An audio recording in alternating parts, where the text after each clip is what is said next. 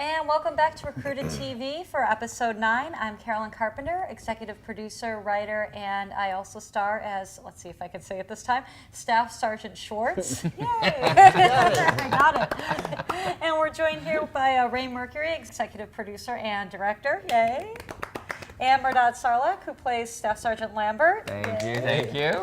And my husband, Heath Null, who's a United States Marine and served 3 years on recruiting duty. And, we were a little bit inspired by his experience of that, and that kind of led to us writing Recruited. So to kick it off, tell us a little bit about, did you go to high school dances? I know the answer to this, but tell us about what you would do for the community or stuff like that. Basically, I would, insert myself in the community and help out, volunteer a lot to get, show, hey, we're not just killers and stuff like that. We do a lot to help the community. And yes, I did volunteer a lot of my time at high school dances and everything. So, like I said, my wife we didn't get a lot of time together up there, so she'd fly up there and see me. And when I had to work that weekend, that was never a good time for us. Yeah. So I found a way to rope her into it. It was my sales pitch to her. It's like, hey, I love you. Didn't know you in high school, so I never got to take you to a dance. Would you go to a dance with me? And she straight looked at me. She's like, I hate you so much. That's such a sales pitch, because she was like, there's no way I could say no to that, because I'm the bad guy. Can't say no, and if I say yes, and I have to go to work. She was. It was sweet, but still, she's like, it was evil. We're working on my time up here, but we're together, so it was a good time actually. Well, we had a lot of fun. Yeah. We made it work. And I mean, we'll let you in on a couple things. So just so that everybody's clear, Recruited, and many thanks to our fans who are telling us how accurate this show is. That really means a lot to us, especially me as the writer, because what was really tricky with Recruited is we have to keep the circumstances in general real enough that this is plausible, it's believable to our audience. But all of the circumstances, like the characters, the situations, the places, that sort of stuff, it all has to be fictionalized. So you're walking this very fine line of what's a general occurrence on recruiting duty versus what's a specific story. So if it's a specific story, we have to stray away from that and rewrite our own story that fits a more general circumstance. In this one, we'll let you into a couple little secrets because it doesn't involve anyone other than us, really. The game that they're playing where they're giving out awards, that was 100% fact. We would do that when we would get bored and chaperone high school dances, and that was our entertainment for the evening. It kept us very entertained. It did. And the other thing that maybe we shouldn't let you know, but we'll let you in on this because I'm sure everyone's asking this question right now.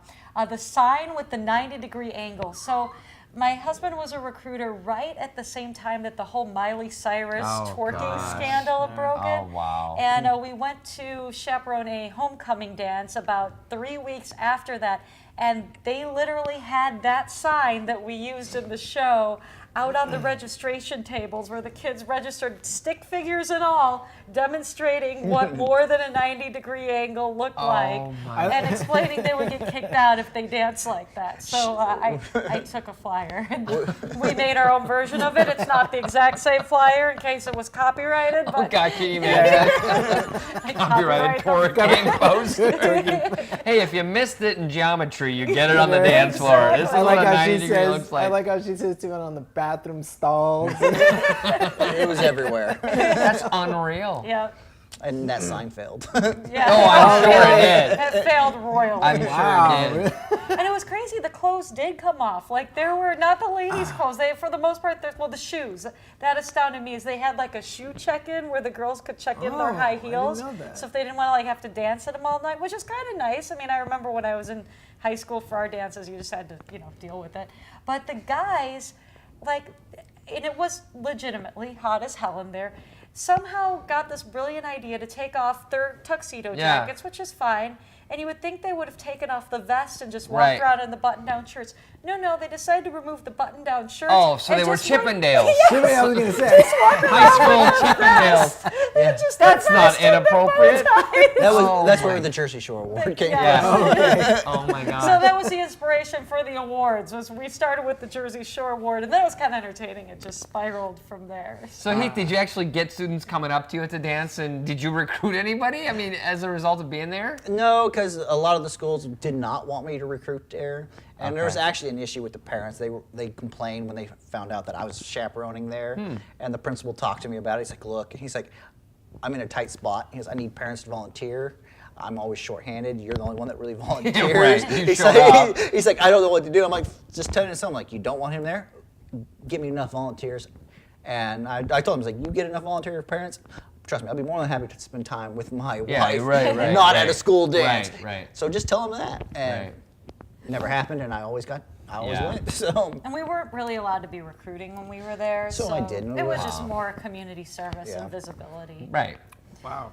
That's a lot of work just to go to those dances. What It is that was. old expression? No good deed goes unpunished. oh yeah. Unreal. Well, I'm curious about then was when I was reading the script was the Navy chief, and I love the creative idea and stuff like that. But that definitely has to stem from because even when I got recruited, there were some definite characters. Oh, yes. So did you ever come across some of those like those character type recruiters? Oh yes, there's a lot of them out there. I worked with some of them, but like the Navy chief in this episode. I'll be honest, like we had a really good working relationship with the Navy recruiters in our building, and Chief taught me a lot.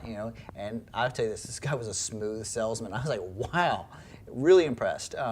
I worked with a great salesman, so we worked really well together. And it's like if I could, for some reason, the military doesn't all have the same requirements for joining. If one's disqualified from the Marine Corps, he might qualify for the Navy. If the Navy's disqualified, he might qualify for the Marine Corps. Interesting. And we would be like, hey man, I can't help you out here, but the Navy can, and we would help each other out that way.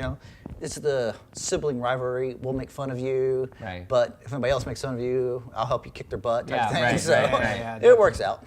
I have a little bit of a short story. When I got recruited, I was a Navy chief, and he's from the Philippines, and he would always order this. Mafia. He would always order this pizza. It was just cheese, and then he would take this little bottle, and it was like this little hot sauce bottle, and he'd literally just drop like a drop on it, like it was just so tiny. And and I'm always like, don't you come from like the islands of where like things are hot and stuff? Like, what is that little drop? And he was like, oh no, Junior. He would always call everybody as a kid Junior.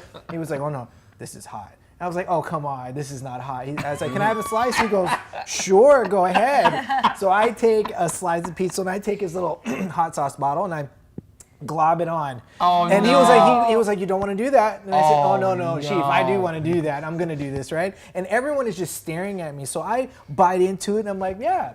And about 30 seconds later, I start coughing, and I get a little flush under the collar, and I'm like, whew.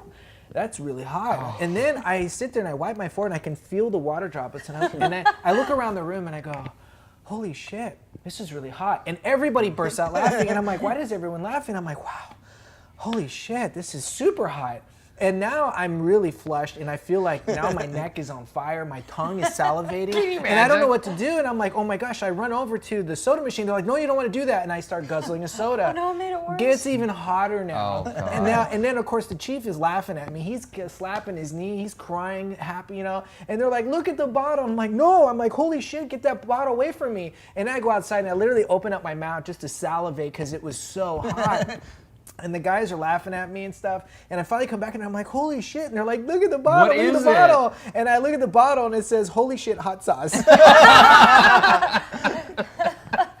So that was my experience with that one Oh chief. my So he was a great guy, but I'll always remember that. He tried to help you. He did try to help me. He You tried to just help didn't me. listen. Yeah, just like everybody that's young, we know better. Right. Experience? Right, What is right, that? yeah. Right. Yeah, this old guy's putting a drop. Let me show him. Yeah, it's like, oh well. My mouth is on Learn the hard way. flames coming out. Learn the hard way. Now, is there anything unique about shooting that scene with Navy Chief? So the idea behind doing this scene with the Navy chief was, I was kind of struggling about how we were going to make this a little bit more unique than all the other scenes, and this is where Mario had come in and thought about putting in a fog machine, really kind of presenting the Star Wars sort of effect, because Jason Allen Falls, who plays the chief, actually did an amazing job in doing a Yoda voice. And that's totally his voice. I can't. I thought it was synthesized. Nothing synthesized, That's nothing unreal. edited on my part. He did a beautiful job on that. And it was really, and I was like, but I don't want to just put the cameras on sticks. I want to do something slightly different. And so Mario was like, oh, let's make everything sort of swamp-like. We'll just kind of have everything sort of like floating around and kind of present that feeling. And I think it came out great. Oh, yeah. So, Yeah. and it really just kind of added to his character. Yeah. So.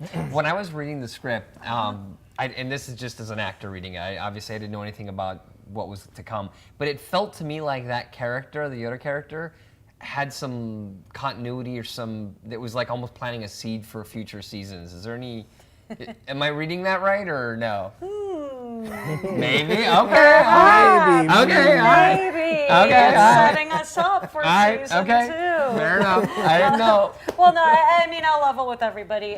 So yes, that character is Oh, okay. setting up for season 2. In fact, probably the next, so there's 12 episodes of this season. This is episode 9, so fans, there's 3 more episodes left in this season. And you can always go back and watch the other ones and tell people.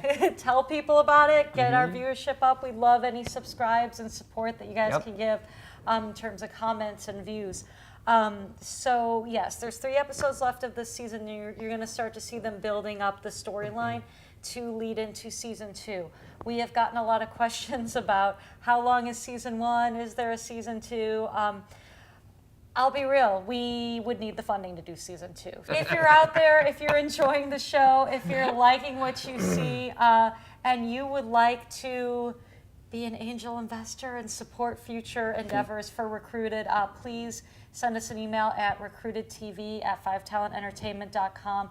We'd love to talk. We would need to get the funding together to do season 2. We're not quite set up to do that, but from a scripting and idea standpoint, a story standpoint, we are very much set up to do it. We'd love to do it. We just need the financials to fall into place for that. Yeah. So. What do they say? Dress for the job you want. Write the script that you want in the future. Exactly. So that's what you did. Yep. Yeah, definitely. All right. Well, thank you all for watching Recruited episode 9.